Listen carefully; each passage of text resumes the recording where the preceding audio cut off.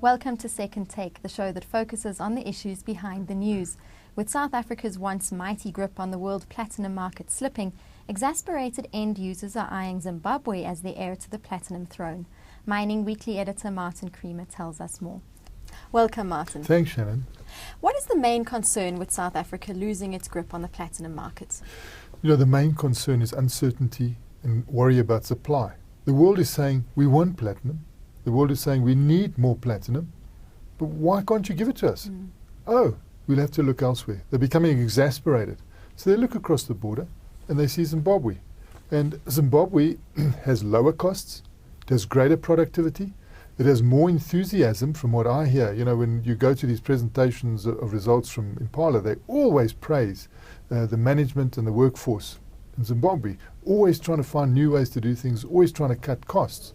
And they've got quite a fantastic endowment in the Great Dyke, and their byproduct credits are bigger. So people are saying, hey, you know, this could be the new king here.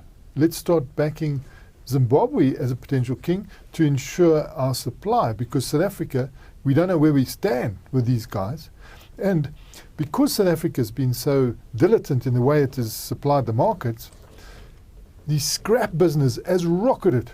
So you now suddenly get people recycling platinum to a far greater extent. It used to be about 500,000 ounces. Now it's like 2 mines. It's you know, 2 million ounces of platinum coming through the recycling process. So United States people, Japanese people have said, wow, there's a business in recycling this platinum, and they're going all over the place to make sure that the market is fed, because the market wants the platinum.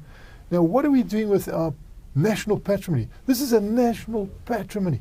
Future generations are going to say, what the heck did you do? And nobody here is drawing anyone to order. You know, we're playing fast and loose with a treasure. The people who know what it's worth are those that are buying it, like the Japanese. The Japanese, even though they're only needing about 600,000 ounces at the moment, they're buying 1 million ounces from South Africa alone. What are they doing with the surplus? They're storing it in Swiss bank vaults, because they know the value. We don't know our own value. I mean, if you go along to a school pupil and ask him about platinum, he probably won't know. Nobody's got an idea of this massive Aladdin's cave of treasure that we have here. We should be made to know about it. I mean, the state should be facilitating the proper exploitation of what is a crucial national patrimony. Otherwise, we're going to end up as being second, third, fourth, fifth in the world, like we are with gold. I mean, we've also played fast and loose with our gold endowment. Look at where we are now. We're below Peru. It shouldn't be allowed to happen, because future generations are going to say, this shouldn't have happened. Our grandkids are suffering because of you. I think the only thing school children would know about platinum is strikes. It would be synonymous with work stoppages. It would be synonymous with police shooting workers, Marikana. And they're going to learn about Marikana, but they must also learn about the value of platinum group metals. This is the modern world phenomenon. You know, it's going into stents for hearts. It's going into, I believe they're going to make a pacemaker for the brain. It's going to go into that, because it's such a valuable metal. Medically, it's being used. If you look at these new trains that actually don't touch the ground, levitated trains, magnetic levitation, they're using a lot of platinum group metals. I understand that the first fuel cell car, commercial car, is going to be launched this month by Toyota. That's what we understand from Robert Friedland, who gave the talk this week. That is a huge advance, because those fuel cells use so much more platinum than the catalyst, the exhaust catalysts, and the current market demand products. If fuel cells come in, it's not only for transport. You know, you'll have a fuel cell in your kitchen because you'll be generating your own electricity. You know, it'll be clean electricity. You could, industry could have fuel cells. And although people say, look, it's not economic yet, nothing is economic when you start. But if Toyota have really seen fit to introduce a fuel cell car, that is a major step forward, because, you know, we used to go to Anglo Platinum, and the former CEO there, Barry Davison, you'd say, what is happening with the fuel cell development? He said, it's just 5 years away. You'd go there the next year and say, what is happening with the fuel cell development? He said, it's just 5 years away. And you know, those 5 years stretched out, but it was always near term. And now it's happening. That's fantastic for South Africa. And people don't seem to worry about it for some reason. It's a huge revenue stream. We've got a problem with our current account. We should be exporting. The finance minister should be insisting. The state president should be insisting. What are we doing here with our national wealth? Talking about price now, did Absa Bank's recent launch of a platinum exchange-traded fund influence the price in any way? Not at all. That shows you, South Africa, the crown is slipping off our head. Our platinum crown, which was so firmly on our heads, is going to go elsewhere. We're turfing it off.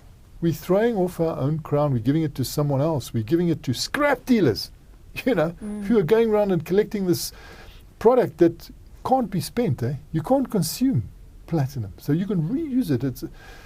We shouldn't have opened the doors for this sort of collection, you know. And we see Absa, new exchange-traded fund platinum, putting out 700,000 ounces, and it doesn't affect the price. People are buying 700,000 ounces in exchange-traded fund metal, and the price doesn't change. So where are we in this picture now? We are on the slippery slope, skidding down there. If we don't watch out, before we know where we are, we'll be in the same position as we are with gold. Now Zimbabwe is being seen as the new heir to the platinum market. What potential do they show? You know, Zimbabweans, South Africans have been mining in Zimbabwe, and they give their presentations of results. One of them is Impala, the main one is Impala. But so help me, every time I've been to one of those presentations, they've spoke highly about Zimbabwe, Robert Mugabe notwithstanding.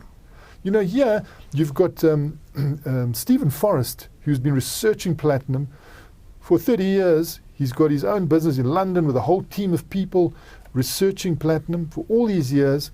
He's saying, you know, people are upset that they want to look for another reliable source, and they look at Zimbabwe and say, hey, it's got advantage over South Africa. You know, look at Zimbabwe. The average depth of their mines is a quarter of ours. So they're still way up there. You know, we're 4.4 times deeper. We've got an average of 110 meters, the average depth of the platinum mine in South Africa, whereas there's 230 meters.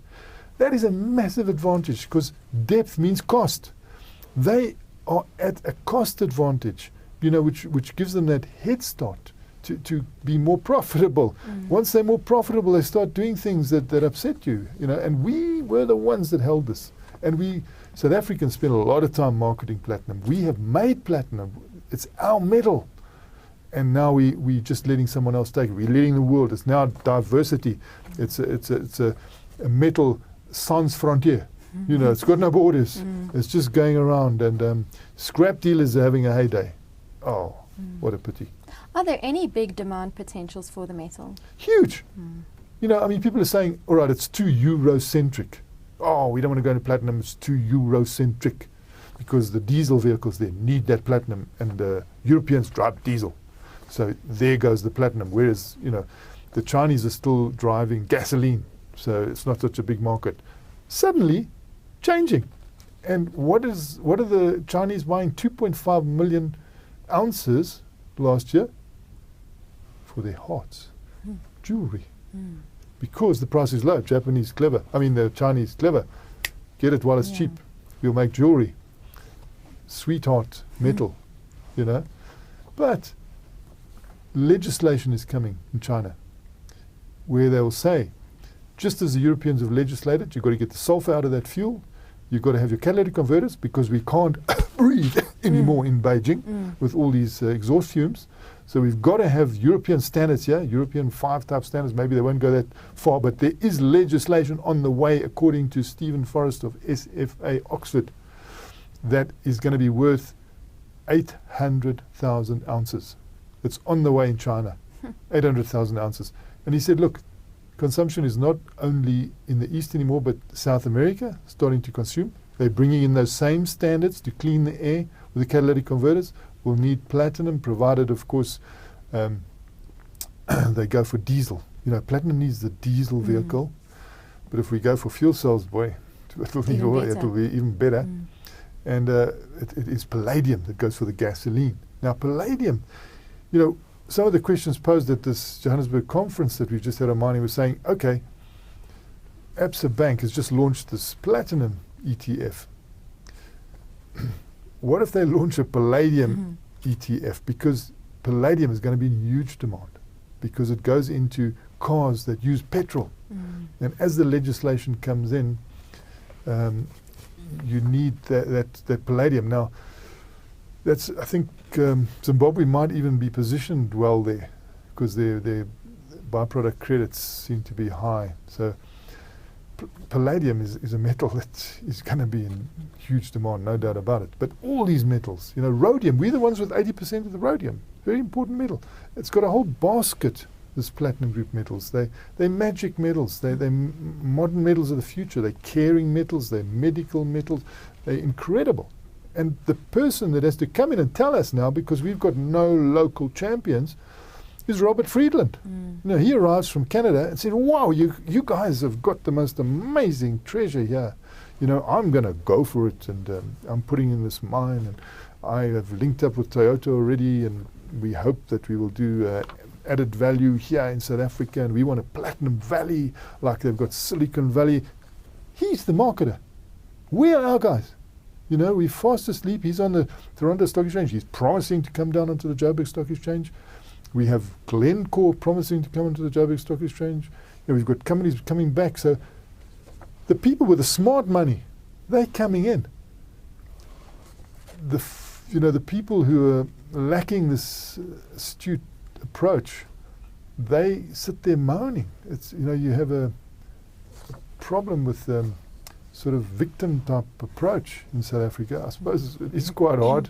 You've got to deal with the real world, and you can't smile all the time. But it's foreigners that are showing the way. And I think it's possibly a situation where there will be new players in this production market coming in, because the older ones are tired and jaded. But I would like to see someone championing our national patrimony, these metals and minerals that our grandkids can prosper with. We should be doing something with it now. I always feel when you need to feel a bit more confident or enthusiastic about this country, speak to a foreigner. Exactly. They seem to have tremendous insight. And I must say, Robert Friedland, he's also got, he's got Ivanhoe Mines, which is found a fantastic ore body. We used to these platinum ore bodies where, the width of the reef is sometimes 10 centimeters, 20 centimeters, and we have to mine that, get it out. He has discovered Merensky, which is the top reef, in stacks. So you get one reef on top of the other. Lucky. Going as tall as a 30-story building. I mean, this is like a treasure you cannot believe. That's what he's going to be mining. It's averaging about 24 meters. So he'll be mechanized. He says, my miners will be like dental surgeons. They'll be highly paid. Hopefully we'll never kill anybody. But he's also got Ivanhoe Pictures in Hollywood. So heaven only knows, this marketer, he's a wizard, is probably going to do a picture, a story of platinum soon, because he started with copper, the world of copper. It's going to be a Hollywood movie that he's funding. And, it'll be around the fact that the Earth's running out of copper and you're searching for copper in outer space because you've now got a totally electrified world thanks to copper, and you've got no more burning of fossil fuels or something. It's going to be around that. But he's also going in and saying, Toyota is coming in with fuel cell. I don't want any of my workers to be hurt, because how am I going to sell my cars in Hollywood? If I hurt one guy here or workers go on strike or they're unhappy, I'm not going to be able to sell these cars to the celebrities of the world. And that could be where he starts if they're high priced, because that would be the place to start, where money means nothing. You get this fuel cell, cleans the air. And then once you've got the volumes going, you go everywhere. So I think we need some filmmakers here on gold and platinum, South African ones. Well, it sounds very exciting. Yeah, it's good. Yeah. Thank you very much, Martin. It's a great pleasure, Shannon. That's the show for today. Join us again next time for more news and insight into what's happening in the mining world.